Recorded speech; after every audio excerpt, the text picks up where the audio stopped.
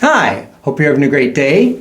Today we are talking about ghosts, afterlife, all the things in between. And this is a follow-up from last week's. If you didn't see it, go back, watch the first part from last week. This week, it's going to be amazing. It's the second part, so we're going to dive right into it. Healed. Whenever I do these messages from heaven events or even the private readings, there's always a tremendous amount of healing that's happening, not just for the person that's in front of me, but for the spirits that came in as well. Nice. That's always a big part of the process. And it's not part of the process I normally ever talk about. No, but yeah, well, and that's what I would have to say. I mean, if people think about the fact that all of these things that you feel are left unsaid and all of these emotions that you feel are left undealt with and all of the situations that you wish had happened, the person that passed, they have all of those same things. Yes. I mean, they just don't happen to be the one that's in the body right now, but they have that, their soul has all of those things that they're carrying with them as they leave this life. Yes. That they're trying to figure out too. Yes. And so, exactly. And so getting the chance to do those conversations, to have those moments and to get those feelings would absolutely have to heal them as much as it heals the people here. Yes, yes. And I've had sometimes that spirits that came through that said they'd never felt like they were loved when they were here. And they didn't realize how much someone cared about them that was here. Yeah. I've had people in my life sometimes that I felt like, I know once they cross over, they're going to realize how much they were loved. Yeah. And they didn't know it when they were here. And so, yes, there's a whole interesting process that happens with that throughout the crossing over and the life review. But just because we die, it doesn't mean instantly we know everything and everything is completely healed. Right. There's a process. There's a learning process. There are schools on the other side. Now, okay, so back to ghosts. Mm-hmm. So you talk about ghosts as some people turn into ghosts, some people transition, go to the light and become spirits. Okay. So why would someone get stuck as a ghost? So lots of reasons that happens. So sometimes there can be a ghost that had a very traumatic passing. Maybe they were murdered. Maybe it was a car accident. Sometimes a heart attack. That is usually unexpected and very sudden. And when they get painful. Yes, yeah, absolutely. And when they pop out of their body, there can be a bit of confusion, especially if the person has never really thought about death. One of the problems that we have in our culture is people are afraid to say the D word. I don't want to talk about death, man. I don't want to talk about that. Exactly. Yeah. It is an amazing and beautiful thing to plan out what your transition is going to look like, to think about these things, to talk about death with your family and friends. Know that it's not a taboo topic. It's going to happen whether you talk about it or not. Pretty sure it's not. Okay. And we can live in the denial word or the death word. Sometimes they're both bad D words. But it's not bad. It is not bad. It is a beautiful process. Right. Even when there's that sudden jolting, it's not, I don't see there as being anything to fear through death. I think that's one of the things people don't want to talk about it because they're a little afraid. And what if they get punished? Little afraid. Yeah, I'm just a little afraid. And so instead, face that fear, open the discussion, and it becomes less scary as well. And it becomes something where you no longer have to leave the burden of all the decisions on your loved ones. So often when someone dies, their loved ones don't know. Did you want to be cremated? Did you want a casket? What do you want your funeral to look like? All of those things. I just want to be in the backyard. And it's so much easier. So he said it. It wasn't my Just kidding. So when you hear in the newspaper, just kidding. Go on. So it's when we take the fear out of that conversation, it helps our transition to become easier. Yeah. Because often when people get stuck, it's because there was a lot of fear or a lot of confusion with it. Okay. Sometimes if somebody is in a coma, they might be kind of in and out with the other realms, and if their loved ones are around and they let them know it's okay to go, they talk about things like, their there's a beautiful light, your angels are with you. That helps them to orient their consciousness. Even if they're in a coma and you're not sure they can hear you, they can absolutely hear you. There's plenty of evidence. That's what I mean. I've seen it, and I can't tell you how many stories of people that have said, "Oh my God, we're sitting there, and I said you can go in moments." I mean, sometimes it might be 10 minutes, it might be 15 minutes. On a lot of occasions, it's like almost immediately they go, oh, and then they pass, and you go, and there's no way that's coincidence over and over and over again. Yes, because the soul knows, but the ego, the part of us that gets attached and tethered into our bodies, gets scared and uncertain and confused. And a lot of times, if it is a death where somebody is maybe in a hospital or something like that, there might be a lot of drugs that are causing a lot of confusion, keeping them out of pain, and definitely necessary. Drugs are good. Necessary, but also causing confusion. So the loved ones coaching them through. It's okay. I see. You can go. Your angels are here. Whatever your belief system is around it, honoring the belief system of the person that's dying is important as well. Oh, interesting. If somebody... Like not trying to change their belief system as they're dying? Please don't do that last minute. Yes. Okay. It helps if you know what that person believes in, and then guide them gently towards that. The first thing we see when we cross over is what we are expecting to see, and coaching them through that helps a lot. And so when we are, I think I'm losing track of the question, and I wanted to go somewhere else with that.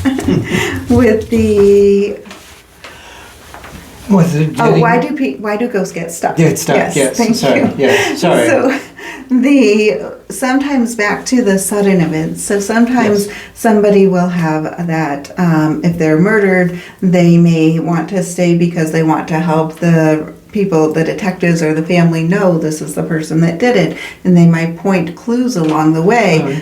Appear in a dream, point out, make things kind of highlighted in an area with their energy. Get someone to think about a specific area that they may not have thought of. Nice. Exactly. Okay. Sometimes if it's a sudden car accident or a heart attack, something like that, it may just be confusion. And when that person is, when they are jolted out of their body, and remember the first time that happened to me, and I was looking back at my body going, what is going on here? This doesn't make sense. As I see myself kind of peacefully laying there in bed. You're and like, I sat up and I looked around. And there's me?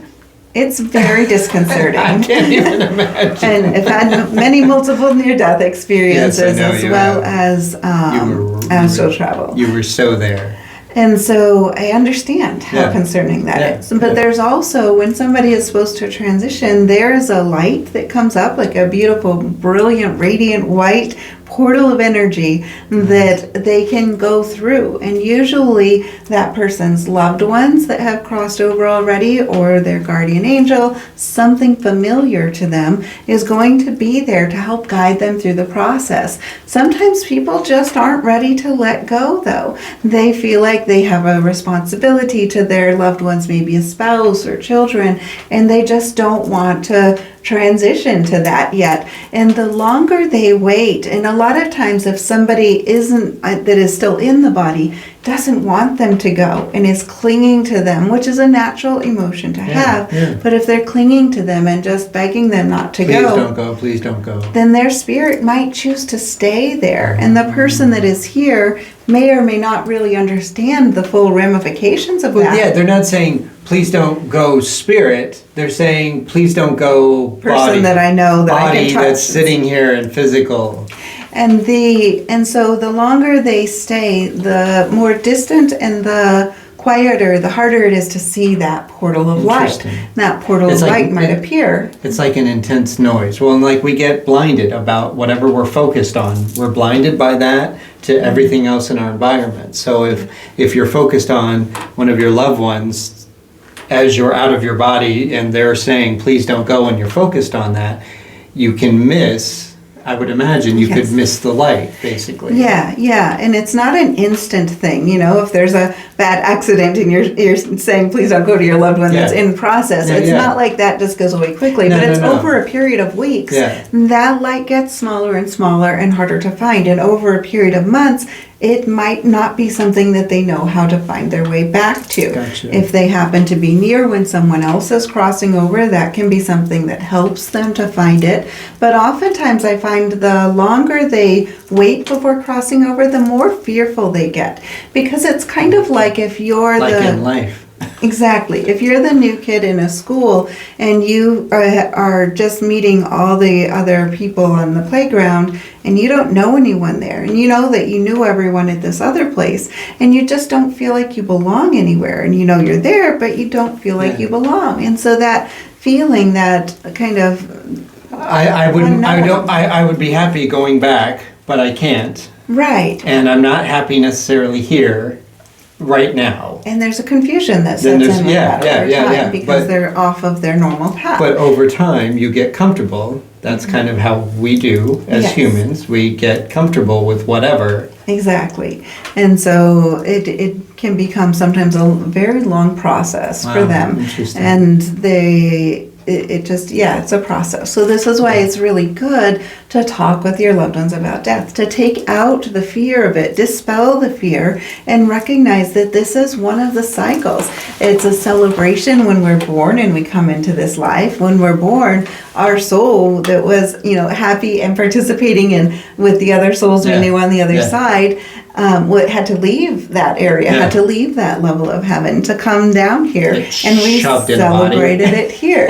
And so when somebody dies, when we learn to celebrate that, do some kind of a release, honor the person. I live in Louisiana, in the culture, they often do parades and celebrations and music, and they have a time to mourn. Yeah. They also recognize that we need that time to mourn. Absolutely. But then we do a big dance and celebration on the way to lay the person to rest. On the way back. It's after sad they were going to lay rested. them to rest. Yeah, of course. And it's a parade and joyful because you're celebrating the life they had. that they're now on the other side. In a better place. And that lifts them up as well. And That's awesome. we can do certain things like lighting a candle when somebody dies, and that helps elevate their soul. It sends them light and energy on the other side for all the things that they need to do. Different cultures have different things to elevate the soul. Nice. Okay. So a person passes and they don't become a ghost, which is nice. And they go into the light. So they see the light, they go into the light, and then you had mentioned a life review. Mm-hmm. What is a life review? Now, is this where they just go, look at what you did.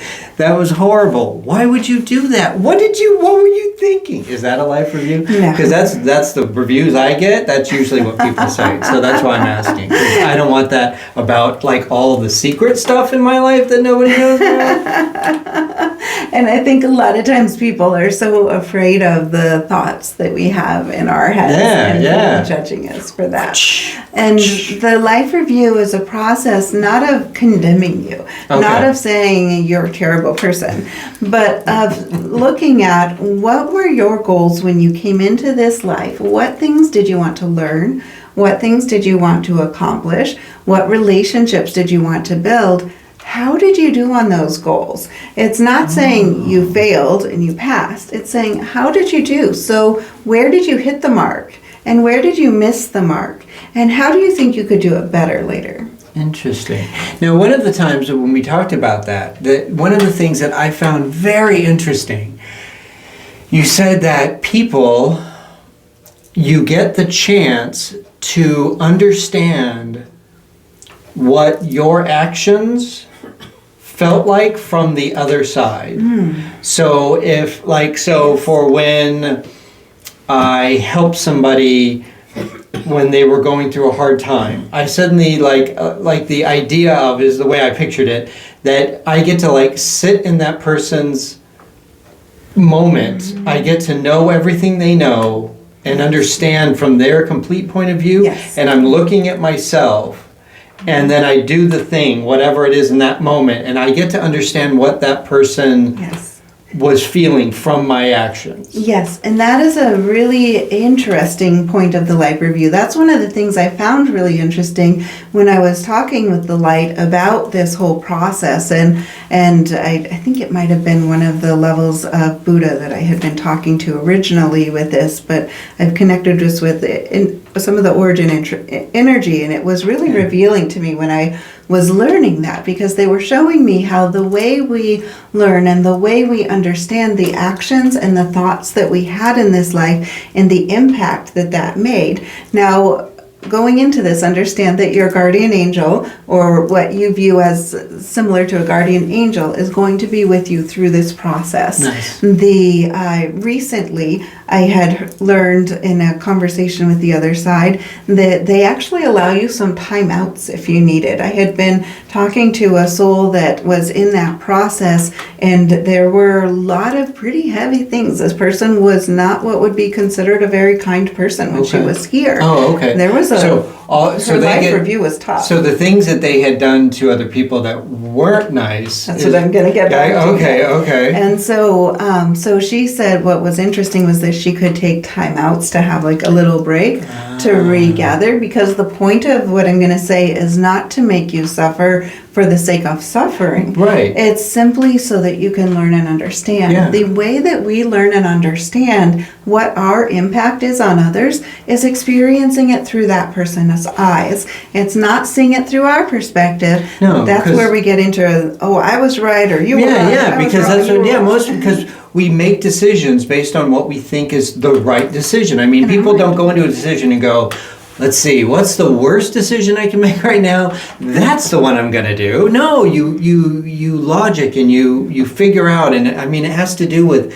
filters and understanding and all of those things, which is why continually learning is a good thing. But you do the best with what you got, and then you try to come up with the best answer, right? I mean, isn't that what most people do most of the time? Yeah. And in the life review process, as you're going through this, though, to see it from the other side includes people, it includes animals, it includes the actions that you did. So if there was a person that you maybe had bullied, or if there was someone whose wife you cheated on, or something like that, then you're going to experience that. You cheated with. Sure. Yeah, sorry.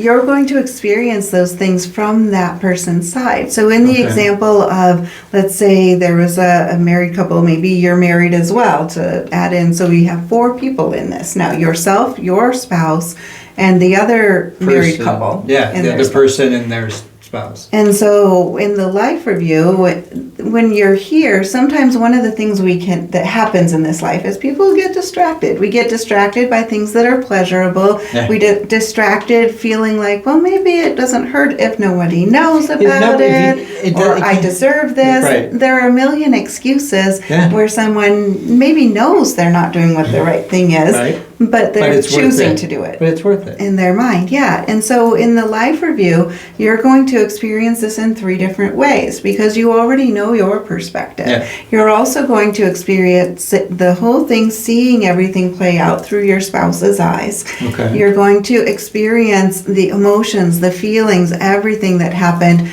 through the person that you had been cheating with, including the time where it came out with their spouse. Right. What they went through in those moments. Exactly. Okay. Or their own struggles, if it didn't come out, their own struggles emotionally, the conflict. The conflict in themselves, right. And then you also experience it through the other spouse that, So the next layer. So all of those different perspectives. Interesting. Feeling, seeing, understanding, going through those emotions in their eyes.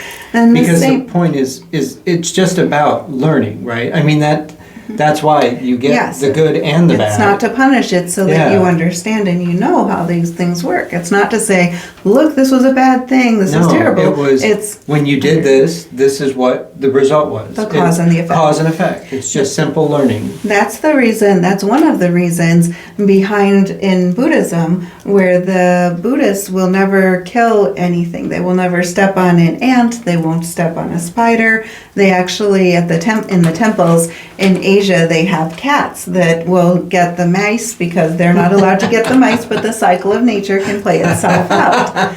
But I found out after I'd had these revelations and conversations I had with the other side, that the Buddhists actually also see that as you would experience that with let me see if that was the Buddhist philosophy, or if that was something that I was saying. That might have been something that I was seeing on the other side, watching some of the Buddhists going through that. Because they made the choices accidentally stepped on an ant or Oh, I got something you. like Yeah, that. yeah. And so I was watching a group of them as they were going through the experience of that. Yeah. Now their experience of that is quite a bit shorter because they were very Because conscious. they tried so hard. There were a Yeah, lot less yeah. things for them to go through. Yeah. So the life review was much shorter, and Now, go ahead. and the pain of that would potentially seem to be a bit less. Now that's going to be based on that person's like their own The way they filters, gauge it, yeah. how they see it and everything. But somebody who has continuously done a lot of things in life, maybe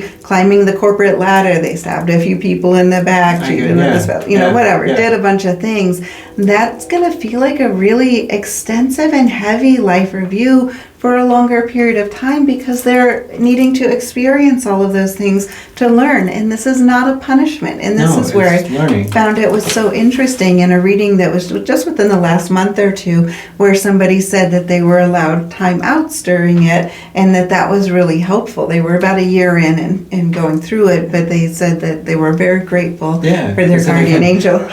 Yeah, you can take a breath and go, I know this is learning. I know this is learning. Exactly, because it's not about shredding the soul. It's about coming into wholeness within the soul. By learning. Exactly. Just literally learning. Exactly.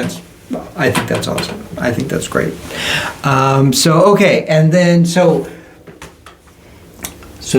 you have, when you pass and you make it to the light. Mm-hmm. We did the life review. At one point, you had mentioned something that happens between the transition where you find the light and the life review starting.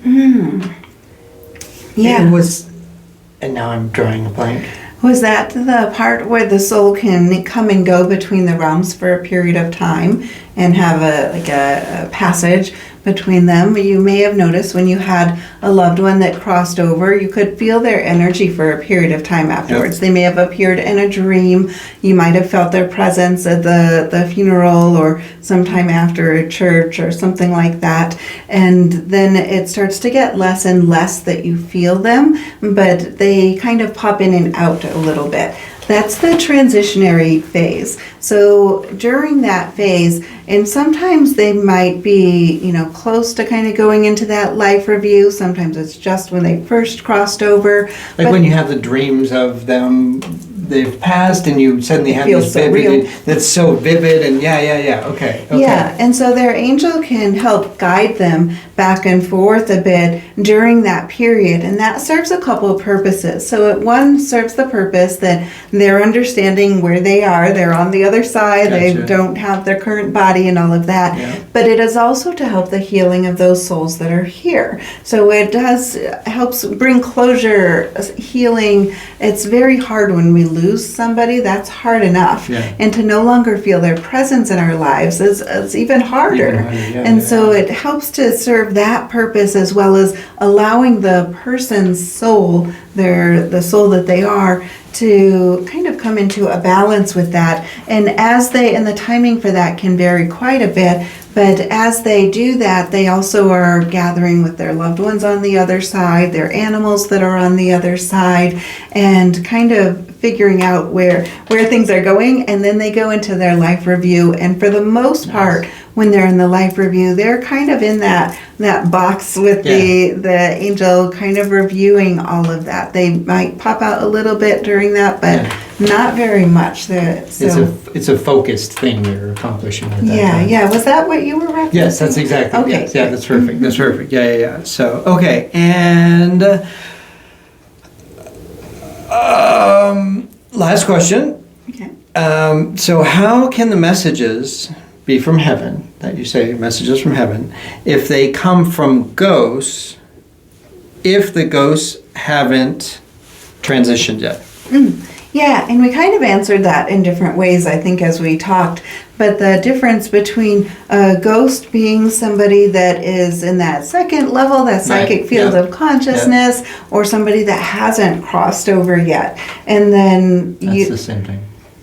Or the person that has transition? Somewhat. Oh, okay. Somewhat, not Okay. exactly. Okay. And then when they cross over, some would use the term spirit or soul on the other side, and then they've gone through that life review. So the messages from heaven is kind of an easier way to describe an overarching term of that triangle that I was saying. The person, the soul, and the divine energy that's helping to bring this through. Sometimes that soul may have not crossed over yet, and so we're dealing with something that is here, and there might be a lot of healing that comes into it during a reading like that. Sometimes they have crossed over, so technically maybe it would be a word spirit or soul, but and in that realm of the higher levels of heaven, we talk first, second, third, and all the higher levels as well. And this is the first heaven. This is the first level of heaven, that we are in this physical realm. So you can have heaven on earth, and that is kind of summed up, and that this is the first level of heaven. I do a good job, huh?